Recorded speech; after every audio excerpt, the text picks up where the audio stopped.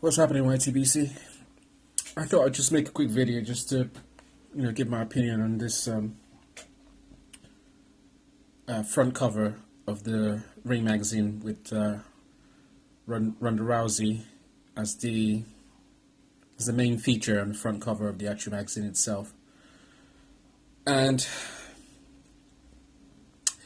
the one thing I wanted to talk about, or just wanted to sort of state, which I'm sure there's quite a strong sense of strength of feeling about, the fact that Ronda Rousey has been put onto the front cover of this iconic institution has been, obviously a representation of boxing over the last 8 years, or even longer than that.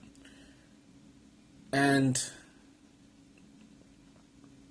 it just seems a bit sort of, well, almost 100 years now, actually. When I say 80 odd years, nearly 100 years. It just seems a little bit strange that Oscar De La Hoya has decided to, to do this without any sort of consideration as to the strength of feeling about, from all those fans who have, revered Ring magazine as a great institution to learn about boxing and learn about fighters and things like that, and all the stories about all the great fighters of the past. I mean, that was the only source of information or source of information where you can actually go through and learn about these fighters. I mean, there was no social media or internet and things like that.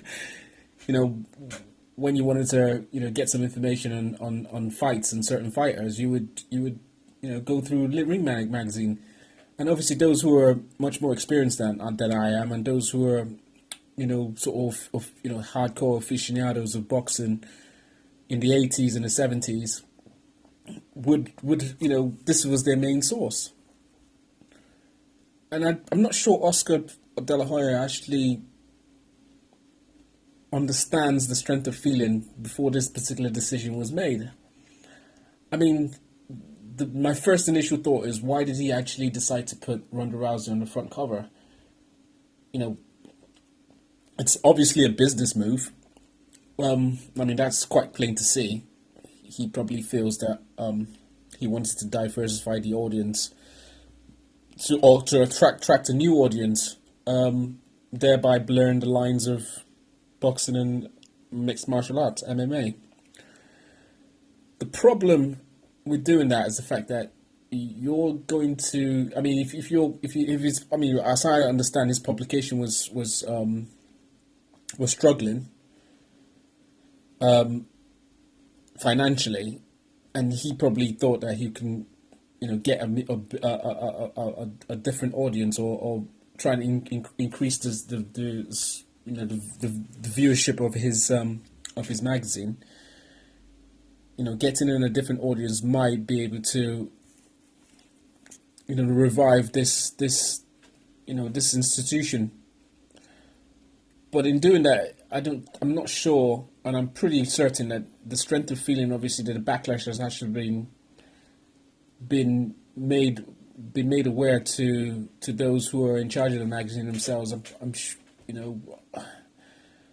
think it's probably surprised them a little bit, if they weren't already surprised before.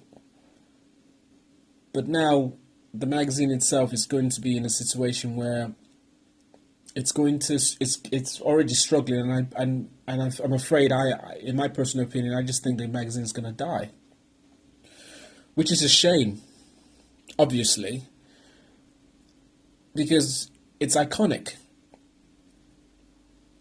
but not this picture. It goes to the heart of those who are very, very strong in their support of boxing. But to try and blur the lines of having MMA and boxing it's. I mean, the headline was very obviously provocative. But obviously, I think a lot of individuals around the YTBC and, obviously in different other sources have made it perfectly clear that this was a very bad move. it's not going to work. The model itself is not going to work financially. It won't. And unfortunately, Oscar's going to have to realize this the hard way when his publication will be, unless he comes back and um, issues a full-paged apology and a withdrawal of the fact that this has actually been done. I'm not really sure exactly. I can't really see how this magazine is going to thrive. I mean, it will have to be something else. It just won't be a boxing publication anymore. It will have to be something totally different. But then, thereby killing the actual publication itself, because it's not going to achieve its main goals, which is to grow. And I'm sorry, it's gone. But what do you guys think anyway? I mean, that's just my opinion on the situation.